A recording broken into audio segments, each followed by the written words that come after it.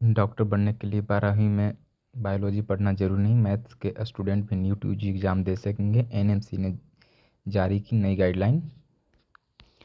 अब हम लोग थोड़ा सा नीचे आ जाते हैं। डॉक्टर बनने के लिए अब 12वीं में बायोलॉजी की पढ़ाई करना जरूरी नहीं होगी। जो बच्चे 11वीं 12वीं मैथमेटिक्स में पढ़ाई करेंगे उन्हें भी भविष्य में मेडिकल कोर्स में एडमिशन लेने और डॉक्टर बनने का मौका मिलेगा। इसके लिए नेशनल मेडिकल काउंसिलिंग यानी एनएमसी ने नई गाइडलाइन जारी की है। नई गाइडलाइन के अनुसार 11वीं और 12वीं में पीसीबी फिजिक्स केमिस्ट्री बायोलॉजी और पीसीएम फिजिक्स केमिस्ट्री मैथ्स दोनों स्ट्रीम के स्टूडेंट नीट यूजी की परीक्षा में शामिल हो सकेंगे। हालांकि पीसीएम से 12वीं करने वाले स्टूडेंट को एडमिशन सब्जेक्ट के तौर पर बायोटेक्नोलॉजी की परीक्षा देनी होगी। 12वीं मैथ्स से पढ़ने वाले भी स्टूडेंट दे सकेंगे नीट यूजी।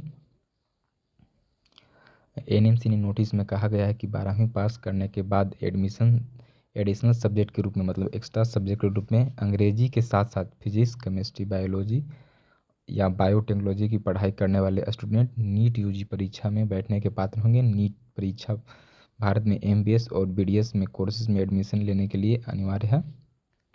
उसके बाद और नीचे आते हैं यहाँ तो सर्टिफिकेट भी जारी करेगा एनएमसी। इसके अलावा ऐसे उम्मीदवार जो एलिजिबिलिटी सर्टिफिकेट दिए जाने पर भी विचार किया जाएगा। एनएमसी के सर्टिफिकेट स्टूडेंट विदेश में भी ग्रेजुएट मेडिकल कोर्सेज में एडमिशन के लिए एलिजिबल हो जाएंगे। इससे पहले एमबीबीएस या बीडीएस में एडमिशन के लिए 11वीं और 12वीं कक्षा में अंग्रेजी के फिजिक्स केमिस्ट्री बायोलॉजी की 2 साल की रेगुलर स्टडी अनिवार्य थी। रेगुलर या ओपनिंग मोड में स्टूडेंट इसके लिए एलिजिबल नहीं थे। उसके बाद अब हम लोग बात कर लेते हैं एनएमसी के इस नए फैसले से उन स्टूडेंट के लिए मेडिकल के करियर में बनने का रास्ता खुलेगा जो 12वीं मैथ स्ट्रीम से पढ़ाई करना चाहते हैं। इससे पहले स्टूडेंट के लिए ज़्यादा करियर ऑप्शन के दरवाजे खुलेंगे। अब बात करते हैं अगले सेशन से ही लागू हो जाएगा नियम। नीट यूजी में शामिल होने और विदेश में मेडिकल की पढ़ाई करने के लिए सर्टिफिकेट देने के नियमों में बदलाव का निर्णय 14 जून को विचार विमर्श के बाद किया गया था।